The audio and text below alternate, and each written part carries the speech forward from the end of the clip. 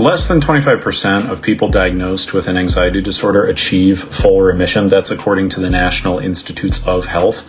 And basically that means 75% of people with anxiety never really recover, right? So from the day I was diagnosed, though, with my anxiety disorder, I achieved full remission 2 years later. And since that time, I've stayed anxiety-free now for 10 years, right, and counting. And I did it without medication, without therapy. In fact, I had to ditch those in order to actually overcome the anxiety. And one of the key things I want to share with you guys tonight that was really indispensable to me being able to get rid of the anxiety long-term was understanding the nature of 9 key decisions. They really, really define someone's quality of mental health. So first, I'm going to define a decision.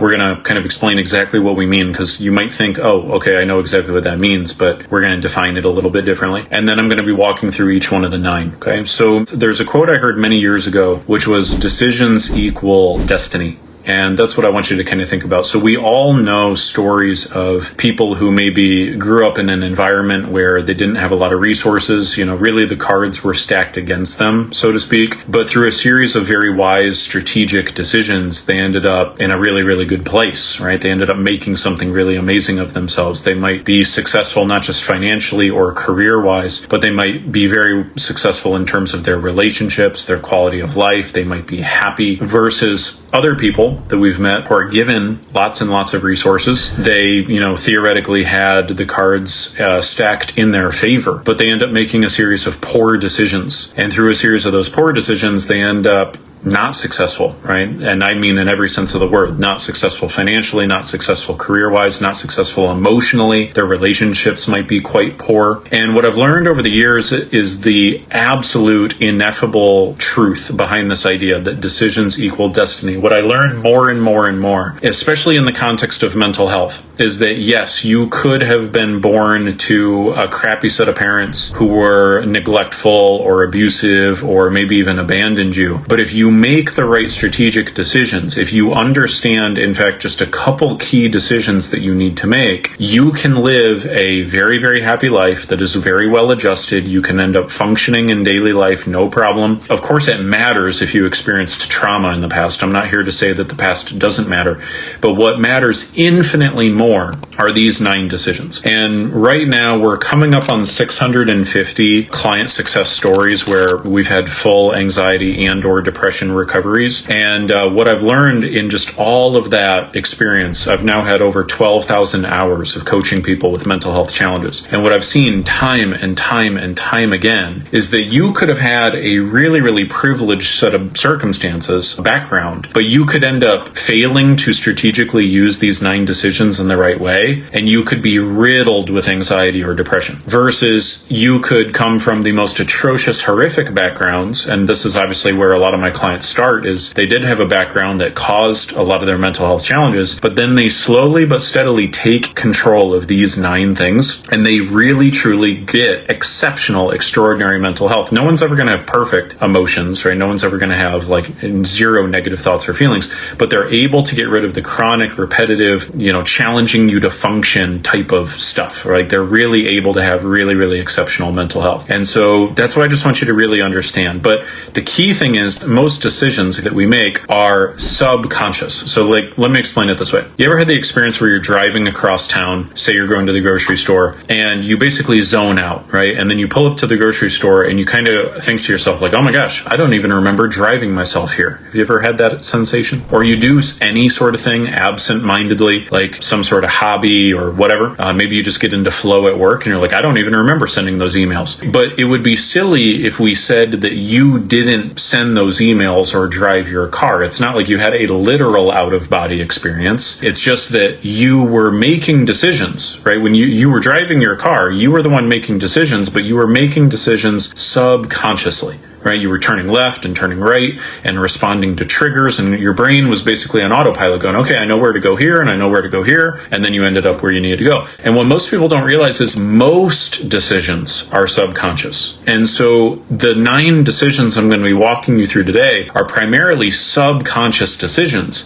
But what most people don't realize is subconscious decisions end up determining your destiny. Like, here's another example just about everybody can relate to. Have you ever had a situation where you end up up like saying something that you later regret to like your partner or your kids or your coworker or your boss, and you're like, why the hell did I just do that? That's because it was a subconscious decision. It was what we refer to with our clients as a pattern. And so those subconscious decisions, if you're not careful, they become habitual. And habitual decisions are what lead to your destiny. So you can make like one big decision and it can lead, it can determine the course of your life, say like who you marry or what career path you take or something like that. But most decisions that create your destiny are the habitual, repetitive, subconscious decisions. Let's talk about, say, like your physical health, for example. What determines your physical health is primarily a byproduct of how you move your body and what you eat. Of course, there's other things that influence it, right? But you can't like eat McDonald's every single day of the week and expect to be in good shape. It's not going to happen. You can eat McDonald's here and there and you'll be all right. But everything you put in your body has a consequence. Every tiny decision has a tiny result, but those tiny decisions create tiny results again and again and again. And if you've ever seen the movie like Super Size Me, right? He eats McDonald's for like 6 months or something. That ends up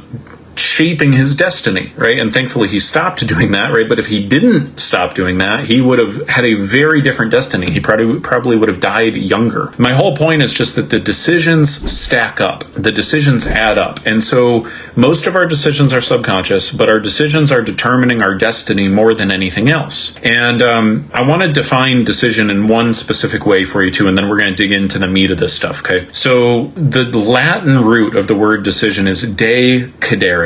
Okay, what that means is to cut off from. So you want to think of it as think of having like a fork in the road. So when you make a real true decision, you're cutting off one of those. You're cutting off one of them and you're only engaging in the other one, right? That's what it means to make a real true decision. Like if you marry one person, right, you're basically cutting off all of the alternatives. So making a real true decision is the removal of alternatives. And I want you to keep that in mind, because what happens for a lot of people is they stay in this stuckness period where they vacillate between this decision and that decision and this decision and that decision. And what they're really doing is they're choosing a third decision, which is let's make no decision at all, right? And so what I want to challenge you to do is to understand that as I walk through these 9 things, you need to have that cut off from mentality. In other words, you have to get good at what we call internal boundary setting. Say, okay, I'm not going to go do this thing anymore. I'm going to do this thing instead. And I'm going to give you a tool that you can use. It works really well for retraining the brain to cut off from one decision and embrace a different decision, okay? Let's go ahead and start with the very first one. And you guys let me know in the comments too, like what your specific examples of this would be. Here's the very first decision that will really define your life. It will put you on a trajectory. It is what you focus on and magnify. So there's an old phrase, which is where focus goes, energy flows. So one of the first big things I'm looking at when I'm working with my clients is where has their mind gotten accustomed to putting your focus. And I'm going to give you a couple ways to look at this, a couple filters, a couple frames. The first way you want to look at this is where do you tend to put more of your focus? On the past, the present, or the future? And I can tell you, if your mind has a tendency to focus on the past more so, you're going to feel things like sadness, guilt, and depression. If your mind has a tendency to focus more on the future more than anything else, you're going to feel things like anxiety and apprehension. And if you can train the brain to focus much more so in the present, you're going to feel much more centered, much more confident, much more well-adjusted, much higher functioning, much more joyful. Now, of course, people know this. Like, it's not, you've heard before, be in the present. But what I want you to understand is that your mind is subconsciously deciding throughout the day, where am I going to put my focus? And what we have to do is train that. So basically, I always use this example of like tuning a piano. So did you know that if you left a piano untuned for a really long time, like let's say 10 years, or you leave a piano untuned and you go and you tune it, well, what's going to happen is within minutes, right, within certainly like 30 minutes, some of the strings will actually go out of tune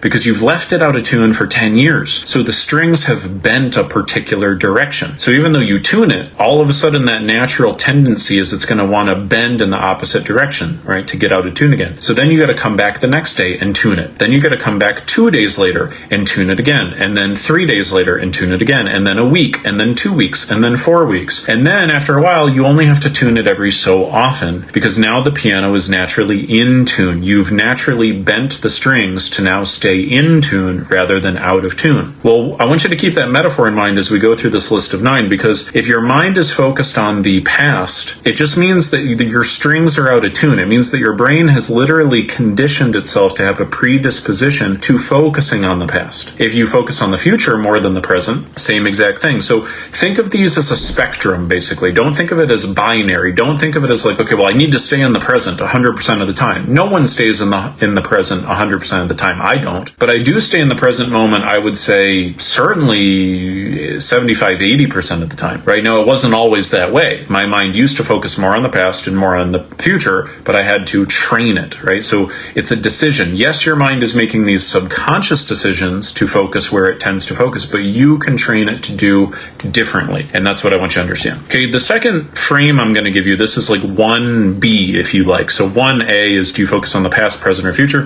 1B would be, do you tend to focus on things you can control or things you cannot control? Because I can tell you for sure, depending on which one you tend to focus on more, you're going to live a vastly different life. If you focus on things you cannot control, you're going to have vastly different relationships. You're going to be far more reactive. You're going to either react and get your claws out and make your relationships damaged, or you're going to shut down and you're going to put a wall up. And both of those is going to damage your relationships versus if you focus on what you can control. This is why when we coach clients, we're always coaching them on focusing on their inputs rather than their outputs in a relationship, in a career, in a skill set, in a business, right? You want to grade yourself on your inputs, not your outputs. That will create much less anxiety. Another example would just be, do you tend to focus on what you dislike or do you tend to focus on what you appreciate? Okay. If you tend to focus on what you dislike, you're going to be angry, grumpy. You're going to just not have a very good experience. If you focus on what you appreciate, because there is always something to appreciate, even in the most challenging circumstances. I remember when my wife got her cancer diagnosis, this was one of the things we had to do, was we had to challenge ourselves to focus on what do we appreciate about the experience? And then number 2, what is the outcome that we want? Because this is probably the big one. Do you tend to focus on outcomes that you want or focus on outcomes that you are afraid of? Because you're going to have vastly, vastly different mental health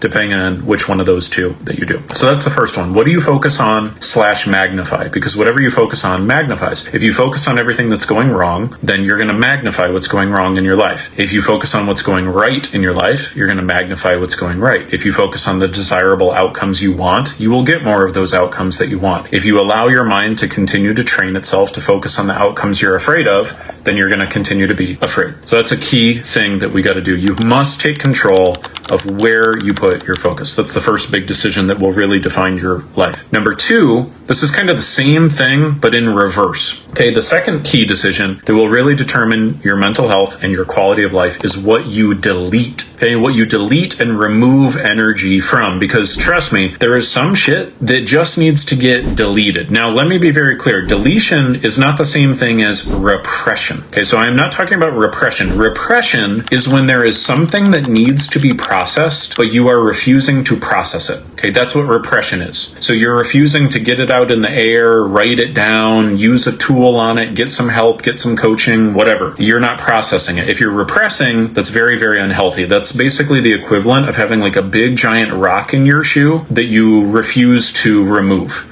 Right? And so every single time you take a step, it just creates more and more and more pain. If there's something from your past that you have repressed and that you have not properly processed, you're going to experience pain every time you like have something that triggers it. Like whenever you have an interaction of a particular type with your spouse, or whenever your kids talk to you a certain way, or whenever your boss interacts with you a certain way. It's like stepping on that stone over and over and over again. That's a sign to you that you need to process this. What I'm talking about though is something very different. And there's a particular person that I know that I'm not going to mention by name, but a particular person I know very, very well. And he is horrible at knowing when to delete things. He refuses to delete things. It's like, you ever have a cut on the roof of your mouth and you know that that cut would actually heal if you would just stop picking at the damn thing, right? Like the real solution is to just stop focusing on it. to literally remove your focus and put it on something else. And I cannot begin to tell you how many times I work with clients where this is like the number one highest leverage thing that they can start doing,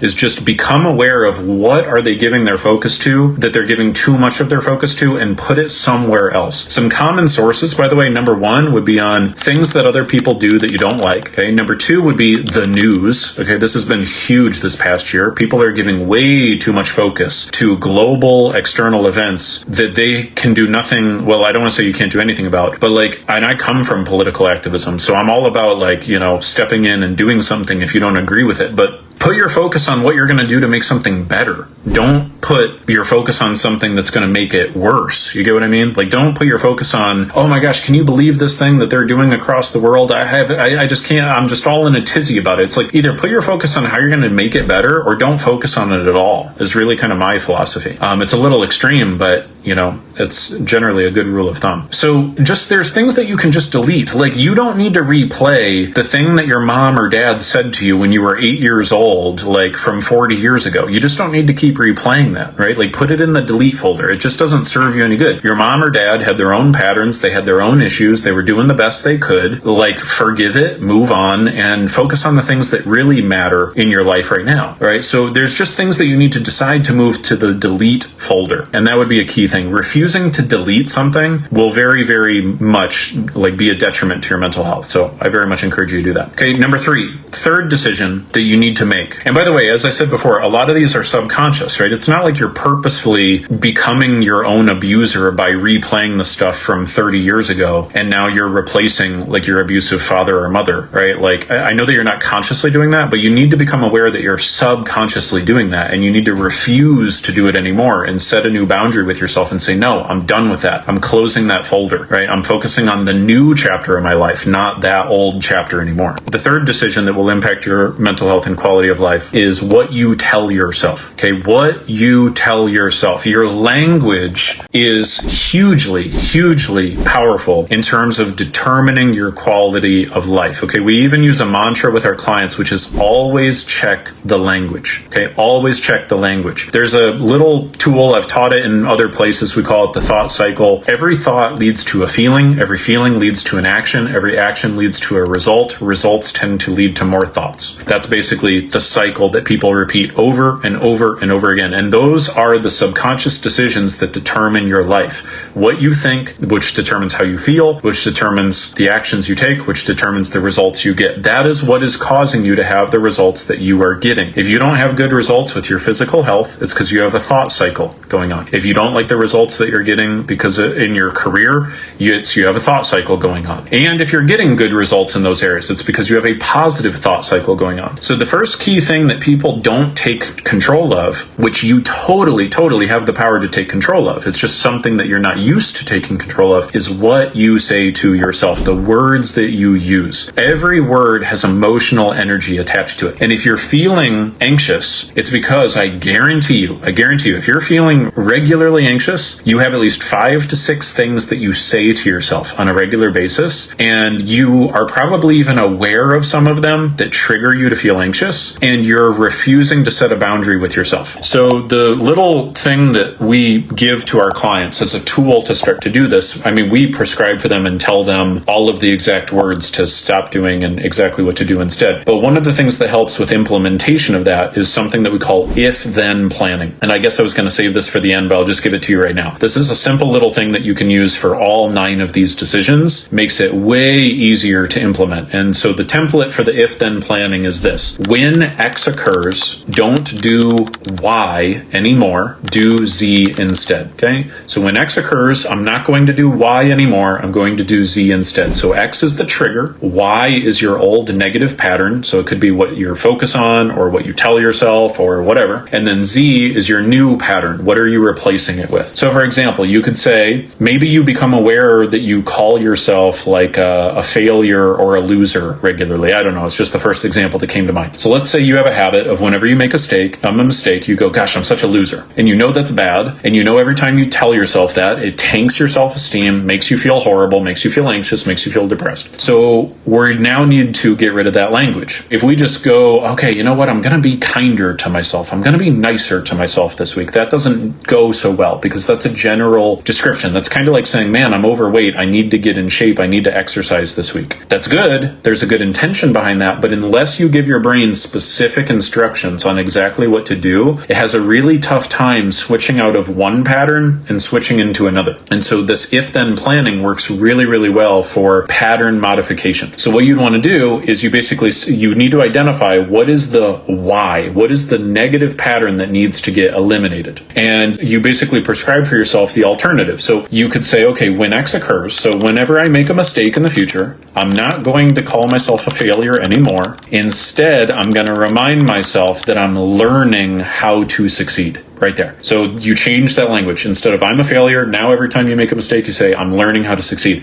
That, I guarantee you, just making one change like that, by making that decisive and being committed to it, and remember what we said before, de cadere, cut off from. So remove the possibility of using old language. And then you will start to now generate a positive upward spiral because now we've got new thoughts, creating new feelings, creating new actions, creating new results. So be mindful of what you tell yourself. I've done lots and lots of trainings on language and exactly what language causes anxiety and all that stuff. So that is a key thing that you can take charge of is what you tell yourself. Okay. Number 4, related to what you tell yourself is what you choose to believe. There's a couple layers to this. There's so much I could say on this, honestly, but here's what comes to mind right now. Number 1, first of all, what you repeat, you believe. Repetition creates belief. So anything you say to yourself regularly, you are going to end up believing it. So by taking charge of your language, you end up shaping and transforming and changing the beliefs that you have. So that's one of the most immediate things you can do to change how you believe. If you believe that you're a failure, it's just because you've told yourself you're a failure about 10,000 times. That's it. It's like getting a song stuck in your head. It's not true, right? But you literally are hypnotizing yourself with your language. That's why language is so powerful. Okay, that's why songs and music, by the way, evokes different emotion. One of the big reasons, right? Especially songs with lyrics, because as you're singing the different lyrics, it activates a different belief system in you. So if you want to change your beliefs, start by changing your language. However, we also use another kind of key phrase with our clients, which is don't believe everything that you think, because your mind is going to come up with negative thoughts from time to time that are completely, totally, absolutely untrue. Think about, for many of you guys, I know that you deal with a lot of like what if thoughts, right? Like your mind probably goes into what if this and what if that and what if this. All of those are just iterations of your mind thinking something that you should not believe. So I had a client once, I remember, she had a day where she was particularly exhausted. She was in a meeting. She had just worked like a triple shift or something crazy. She was in a meeting. She was a veterinarian. Her mind like daydreamed about jumping out of the window. And all of a sudden, as soon as she had that thought, she thought to herself, oh my gosh, do I need to be institutionalized? Do I need to be like, she was not suicidal. She had no intention of taking her life. This had never been a problem for her. But she all of a sudden just believed that because that one thought ran through her mind, that was, unequivocal truth, and that she had to like freak out about it. And the more she freaked out about it, the more the intrusive thoughts came, right? So what we started to do is we just started to ask ourselves the question, is that really true? This is one of the key questions, a key tool that you can use. Because if you start to realize that every belief is just an assumption, think of it that way. So like people hold tight to their beliefs, like they're very unwilling usually to consider an alternative. But the thing is, like everything that you have come to believe throughout your life is literally just an assumption. It's just an assumption. That's it. If your partner says something to you and you go, why did you say that? That was really rude of you to say. You're assuming that the intention behind what they said was that they were trying to hurt your feelings and that it was rude. There's an assumption there. So what you want to do is ask yourself, is it really true that my partner was being mean when they said that? Is it really true that my boss doesn't like me? Is it really true? Okay, get used to that. Get used to asking yourself that, and you'll be able to start to realize like, oh,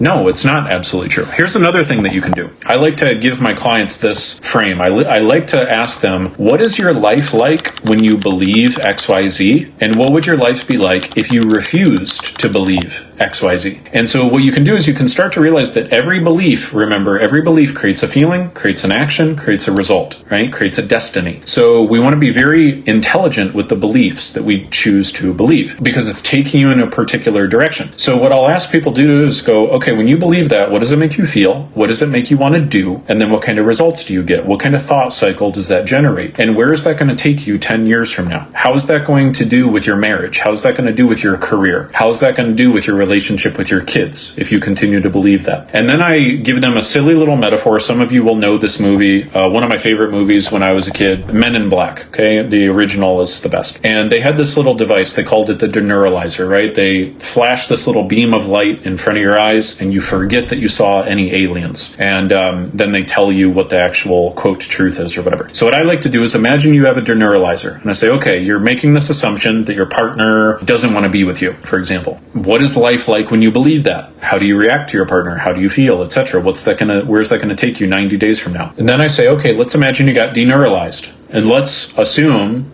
that is not true. Like, let's imagine you never ever had that thought. That thought never even entered your mind. What would you now feel instead? What would you now feel inclined to do? What would be the new results that you would get as a result of believing that new alternative, right? And this makes it very cut and dry of which beliefs do we need to continue to give power to versus which beliefs do we just need to move to the delete folder. Here's another thing I'll encourage you to think about with your beliefs. You want to ask yourself this: how many of your beliefs have you just simply adopted from other people? How many of your beliefs are literally just things that you have assumed are true because somebody else at some point in your life told you that it was true? And for many of you, you feel like shit on a daily basis because you reinforce beliefs that maybe like a parent told you a long time ago, and you know that your parent was wrong. Think of that parent. Would they be a role model to you? Or maybe not even a parent. Maybe it was like an ex-lover or an ex-boss or whatever. But somebody at some point in your life told you something negative about you.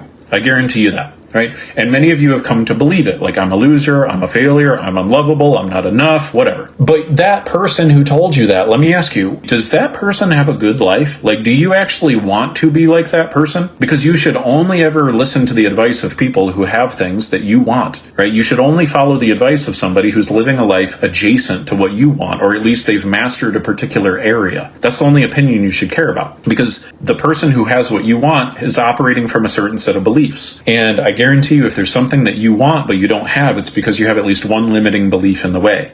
You want to just make sure that you're really asking yourself, like, how many of these beliefs is literally just old programming? It doesn't even make sense. It's just an old rule, an old belief, an old reaction. It just doesn't even help me. It doesn't serve me. It makes my life worse. And you want to move those to the delete folder of your brain, okay, whenever they don't serve you. That's what I recommend. Number five, the fifth decision that you can take control of, you can condition, you can train, are the actions that you take. Now, that if-then plan that I walked you through works really, really good for behavior modification also. So you can just simply say, like, one of my classic examples I've used 100 times is say, like, with weight loss, diet, things like that. So your physical body is primarily a byproduct of your habitual decisions, right? Anything you do regularly is going to contribute to your strength and your weight and all those types of things. And so, it's not like you wake up one day and you're, super overweight. There's a series of decisions that's made. There are other factors that will influence it, but our decisions are the primary thing that influence it. So if we take a look at an if-then plan, an if-then plan would go, okay, whenever dinner is over, I'm not going to go reach for the cookies anymore. Instead, I'm going to go grab a piece of fruit, right? Would be a simple little example. Or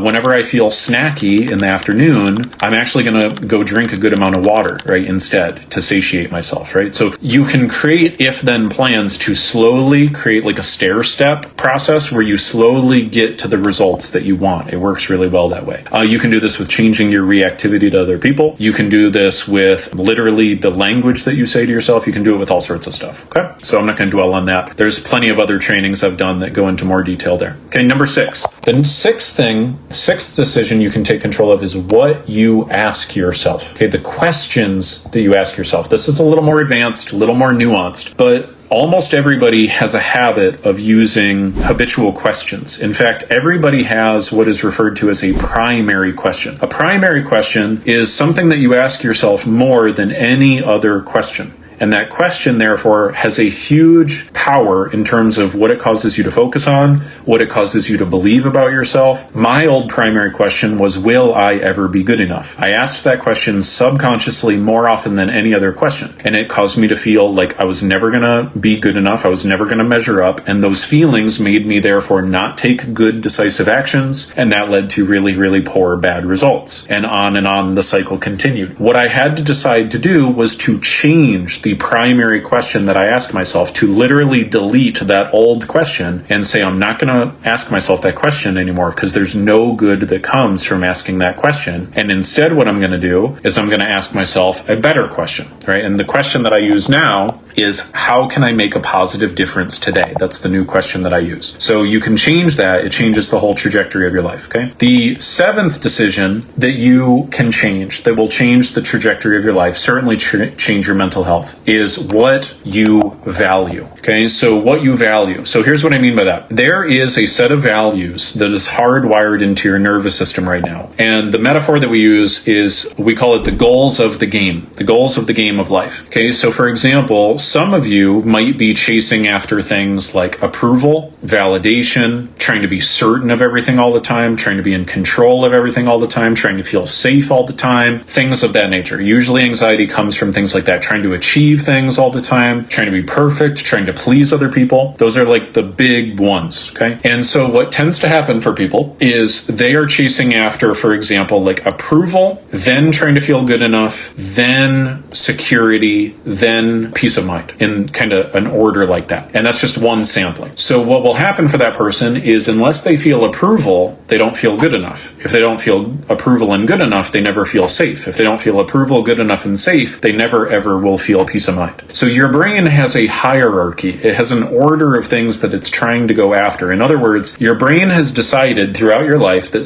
some things are more important than others. Some of you believe that other people's opinion of you is more important than your opinion of you. And that would mean that you value approval higher than self-esteem. So until you get everybody's approval, you're not going to feel good about yourself. And so what you'll do is you'll end up chasing after approval endlessly. And that constant chasing is what creates anxiety. That's all anxiety is. All anxiety is your brain chasing after a series of things that you believe you have to have, that you cannot get consistently. And then all depression is you concluding that there's no way you're ever going to get those things. I'll boil this down to two key things. Usually anxiety and depression come from either overvaluing certainty, meaning that you really want a really, really high amount of certainty before you go drive your car or go to work or go have that conversation with your spouse or go confront your kids about something, right? Or what you're valuing way, way, way too highly is you're trying to prove that you're good enough. And that's where like the people pleasing or the perfectionism or the achievement, those are the most common varieties of that. But you're chasing after those things and you keep coming up short. And that sensation of coming up short is what creates anxiety. So you change your entire life by changing what you value. And so the way I usually like to teach this to my clients, well, first of all, we have a process that we use where we can literally map out for you exactly what your subconscious values are, because it's impossible to do it yourself, but you can do it with a little bit of guidance. And by the way, if you would like help with that, okay, we offer a completely free half-hour coaching session to anybody in our community. If you're on YouTube or our podcast, just go ahead and go to mentalhealthcoaching.com and book it yourself. Okay, but I will literally walk you in 30 minutes. I can show you exactly what your subconscious values are and exactly where your anxiety is coming from in 25 minutes. I do it all day, every day. And people will tell me within 25 minutes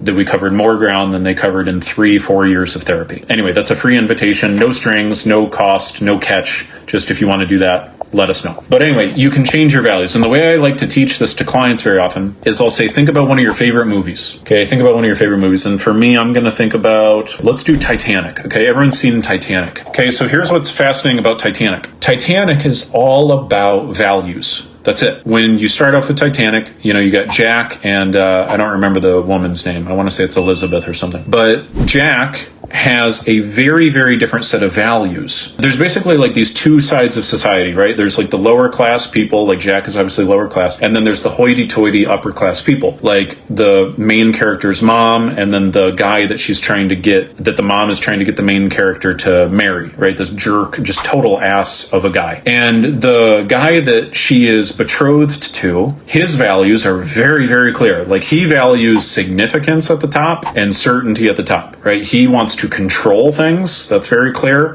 He wants to control her. He wants to control the people around him. And he is primarily interested in saving his own skin. And he is also very concerned with how he looks, the appearance of things, being in high society and the image, right? Trying to be significant. So significance and certainty is certainly at the top. For Jack, however, Jack values things like adventure, passion, being compassionate and loving, right? He literally sacrifices himself for the girl at the end, right? He like gives her the spot in the lifeboat and he's like, no, I'll be fine. He puts her first. He puts love first as opposed to certainty and significance. And that's why we love that story, right? We love any type of story where the characters choose their values. Or when the other classic type of movie is where somebody's deathly afraid of something, but then they find their courage and they go and do it anyway. That is a situation where they take certainty from being at the top of their list and they change their values. And now they put growth or contribution or love at the top of their list. And they end up making a different decision in the movie and they get a different destiny, right? And different decisions lead to different destinies. When you change what you value, you make different decisions. Like, think, for example, of somebody who values success first and family second versus somebody who values family first and success second. Same values, different order, different decisions, different life. So you got to choose what you value deliberately, and you got to train your brain to follow the right values automatically, or else the anxiety will persist. Okay, number 8, choosing what to expect. Okay, the word we use for this with our clients is rules. So another way of thinking of a rule is a should. What happens very often is, as we're trying to play the quote game of life, we can make it really, really difficult for ourselves by choosing difficult values or having our values in the wrong order. But we can also make the game of life really difficult by having too many rules, right? Think about playing chess versus playing checkers, right? One is inherently more difficult because it's just got more rules. And the thing is, the more rules you have, the more anxiety and the more depressed you're going to have. I guarantee you, because the more unwinnable the game is. And so people who have really, really tough times in relationships, they have lots of rules. And those rules typically are based off of what other people do, not what they do. So they'll have subconscious rules like my partner should this and my partner should that and my partner should this,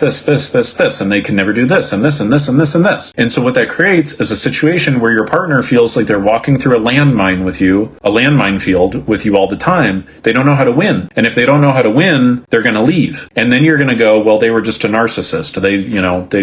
You're going to make up some sort of story that basically convinces yourself that it was them and not you. And I'm sure they weren't a peach, I'm sure they played their part. But if you had a million rules, it doesn't really matter who you're in a relationship with. You're not going to be able to have a fulfilling relationship. And by the way, the first person that people have a million rules with usually is themselves. So if you have a million rules for yourself, you're not going to have a good relationship with yourself. It's not going to work out. You can, believe it or not, you can let shit go. You can actually learn to do this, right? And I usually like to start small. Right? Start small. Like, for example, ask yourself, what are some rules? What are some expectations that you've been holding on to for a really, really long time that just do not make any sense anymore? What are you getting reactive to that you just don't need to get reactive to anymore? I just spoke with somebody 2 days ago, and he was talking about how he was like trying to make some new friends, and he, didn't like that they were swearing, right? And so he was feeling conflicted about this. And I just said, well, look, where did this whole expectation around swearing even come from, right? Like, who is that even your belief about what is really, really important in a friend? Or is that just some like remnant of some like societal like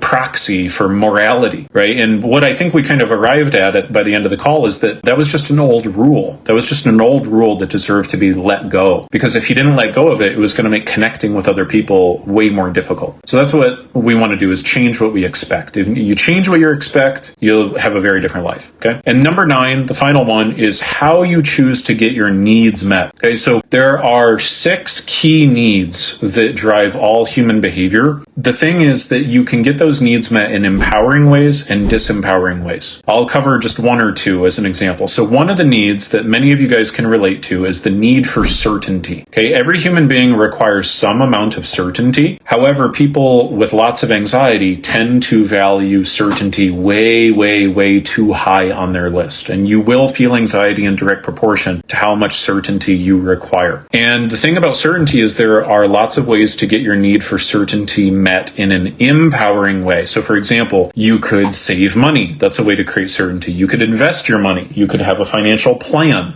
Most people don't do that, but you can do that. You can learn a new skill. You can work really hard. You could learn a new language. You could dig in deep and work on your relationship. You could decide that you're going to get some help, right? Get some advice from somewhere, right? That would be a way to get certainty. All of those are empowering ways to get certainty. You could meditate.